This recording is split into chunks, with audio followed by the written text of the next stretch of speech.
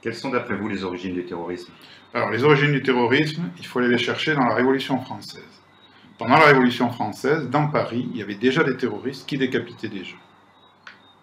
Alors, il faut savoir que quand on vous montre des terroristes musulmans qui décapitent des chrétiens, évidemment, tout le monde pense à des causes religieuses, mais ce n'est pas du tout le cas. Vous pouvez demander à tous les islamologues, ce n'est écrit nulle part dans le Coran qu'il faut faire du terrorisme ou décapiter des gens.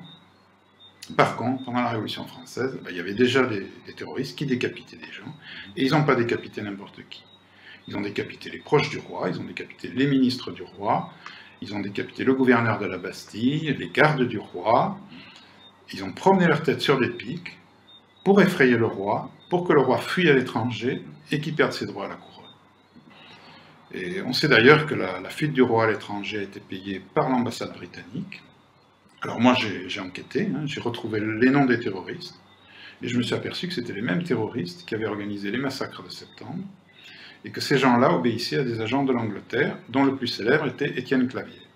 C'était un jeune voix. Alors pourquoi? Pourquoi? Parce qu'à l'époque, il y avait une rivalité coloniale entre la France et l'Angleterre, et contrairement à ce que tout le monde croit, Louis XVI était un roi très dangereux pour l'Angleterre. Louis XVI avait fait perdre les États-Unis à l'Angleterre, il avait même élaboré un plan pour faire perdre l'Inde à l'Angleterre. Et donc c'était vraiment l'homme à abattre. Ce phénomène s'est répété?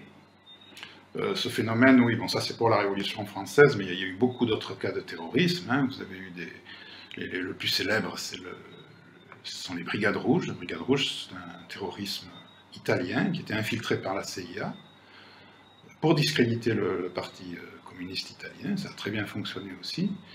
On a le cas du GIA. Le GIA, c'est un terrorisme algérien infiltré par les services secrets algériens pour discréditer l'opposition algérienne. On a eu aussi le cas des services secrets britanniques qui ont manipulé les Irlandais pour leur faire qu'ils organisent des attentats pour discréditer les Irlandais. D'accord. Et Al-Qaïda alors? Alors Al-Qaïda, c'est le cas le plus célèbre. Al-Qaïda, c'est une internationale djihadiste qui a été créée par la CIA, ça a d'ailleurs été reconnu par Hillary Clinton. C'était dans les années 80, c'était pour chasser les Russes d'Afghanistan. Ça a très bien fonctionné, c'est eux qui ont organisé les attentats du 11 septembre. Alors évidemment, les Américains nous disent que Al-Qaïda s'est retourné contre eux, qu'ils n'ont pas vu le coup venir.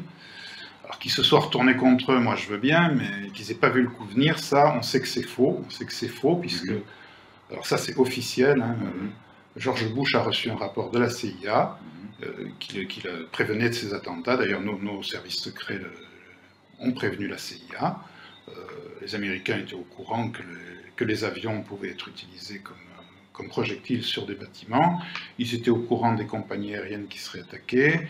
Ils étaient au courant que c'était Ben Laden qui organisait tout ça. Ils étaient au courant de beaucoup de choses. Et d'ailleurs, ils ont eu l'occasion d'arrêter Ben Laden à 5 reprises. Et à chaque fois, ils ont annulé les opérations pour des raisons tout à fait futiles. D'ailleurs, on sait aussi que après les attentats du 11 septembre, le FBI a organisé des attentats terroristes, des faux attentats terroristes. Ils ont infiltré les milieux musulmans américains pour organiser des faux attentats sur le territoire américain. Et ça, on en est absolument sûr, puisqu'on a le témoignage de Mike Jarman, qui est un ancien du FBI, et qui raconte tout ça en détail. Il suffit de regarder l'émission Envoyé spécial, je crois que c'est celle du 12 février 2015. Et ça, c'est vraiment public. L'actualité, c'est bien sûr l'État islamique. Oui, alors l'État islamique, c'est à peu près pareil. On sait que l'État islamique est né dans les prisons américaines. Les Américains ont mélangé dans leurs prisons les plus dangereux terroristes avec les autres prisonniers. Alors évidemment, qu'est-ce qu'ils ont fait? Ils ont formé d'autres terroristes. Et non seulement ils les ont mélangés, mais ils leur ont permis de se déplacer de cellule en cellule pour former d'autres terroristes. Et en plus de ça, ils les ont libérés. Et ça a d'ailleurs été reconnu par le directeur des prisons américaines, il s'appelle Douglas Stone, il a reconnu, nous avons fait de nos prisons des universités de djihadisme. Alors tout ceci n'a pas été fait par hasard, puisqu'on a aussi retrouvé un rapport de la NIC, c'est un rapport de 2004, qui montre que dès 2004, la NIC avait déjà prévu l'extension du terrorisme dans la région et la création d'un État islamique. Donc quand les Américains ont créé ces écoles de djihadisme, ils savaient très bien comment ça finirait. Quelles sont, à votre avis, les raisons de ce type de stratégie mortifère? Alors, ces stratégies, bon, les causes sont toujours économiques, si vous voulez. Pour Al-Qaïda, bon, on a bien vu que ça a servi à envahir l'Afghanistan. L'Afghanistan, c'était pour sécuriser un oléoduc. Ça a servi aussi à envahir l'Irak. Bon, l'Irak, bon, tout le monde parle du pétrole, mais l'Irak, à mon avis, c'est surtout par rapport au dollar, parce que Saddam Hussein vendait son pétrole en euros. Et tout le monde sait bien que le dollar ne tient que par le pétrole. Évidemment, si Saddam commence à vendre son pétrole en euros, là, ça va faire chuter le dollar, et c'est la fin du dollar. Donc c'était inadmissible.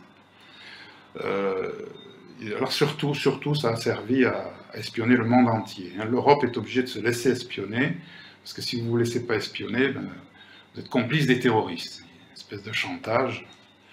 Alors pour l'État islamique, c'est à peu près la même chose. L'État islamique, le principe, c'est d'allumer un feu quelque part pour mettre la pression sur les États voisins et pour obtenir des avantages économiques. On est toujours dans la quête d'avantages économiques. Alors on a un très bon exemple, c'est l'Irak. L'État islamique a permis aux États-Unis d'obtenir le départ du président Maliki, qui avait négocié des contrats pétroliers avec la Chine, sans le dollar. Ils ont obtenu son départ en échange de l'intervention contre l'État islamique. Ça a servi aussi contre l'Iran. Les États-Unis ont obtenu des accords pétroliers, des accords nucléaires avec l'Iran, en échange de l'intervention contre l'État islamique. Ça a servi... alors pour la Syrie, là, ça va être beaucoup plus compliqué, parce que la Syrie, c'est une histoire de gazoduc. Les États-Unis veulent construire un gazoduc entre le Qatar et l'Europe pour concurrencer le gaz russe. Et Bachar ne veut pas. Et là, ça va être beaucoup plus compliqué, parce que là, les Russes vont pas se laisser faire. Il y a leurs intérêts économiques qui sont en jeu, donc l'affaire n'est pas jouée. Si vous voulez, c'est un peu comme si moi, j'allumais un feu en bas de chez vous, et puis après je sonne à la porte pour monsieur, si vous ne payez pas, ben j'éteins pas l'incendie. Évidemment, vous payez, c'est normal. Ce sont des méthodes mafieuses. Quelles sont vos sources pour ces accusations graves? La méthode mafieuse, c'est surtout c'est une guerre économique, si vous voulez. C'est une guerre économique où tous les coups sont permis. C'est ça qu'il faut comprendre. Alors, mes sources. Dans mon livre, je cite 350 ouvrages. Je cite 350 ouvrages qui sont essentiellement soit des ouvrages de mémorialistes, c'est-à-dire des témoignages, soit des travaux d'historiens. J'ai remarqué que la plupart des historiens se concentrent sur une seule période ou sur un seul personnage, et qui n'ont pas la vue d'ensemble.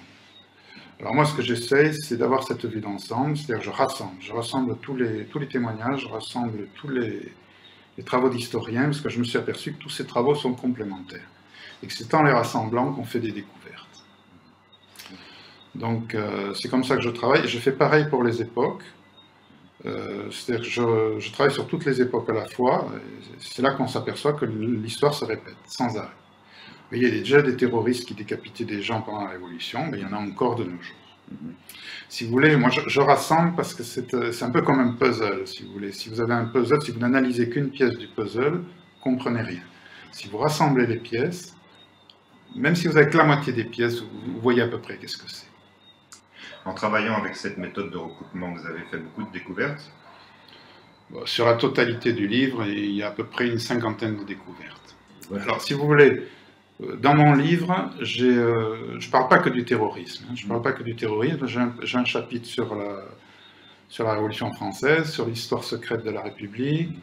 J'en ai un autre sur l'esclavage. J'en ai un sur la colonisation. J'en ai un sur l'Europe. Alors, ça, c'est le plus gros. J'en ai même un sur l'armée française, sur l'histoire des guerres, les origines des guerres. Je parle aussi du terrorisme, mais ce n'est pas le plus gros. En conclusion, en quoi votre livre éclaire l'actualité géopolitique actuelle? Je veux dire, concernant le terrorisme, ce que je peux vous dire, c'est que le point commun qu'on peut trouver dans tous ces terrorismes que j'ai énumérés, c'est qu'à chaque fois on a affaire à un terrorisme d'État. terrorisme d'État, instrumentalisé par un État contre un autre État, ou contre un peuple, ou contre son propre peuple, des fois.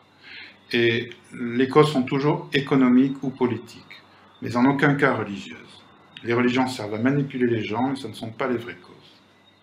Si j'avais une conclusion à tirer de tout ça, je dirais que le jour où tous les terroristes du monde entier auront compris qu'en faisant du terrorisme, ils jouent contre leur camp, ils font le jeu de leurs adversaires, je pense que ce jour-là, on en aura peut-être fini avec le terrorisme.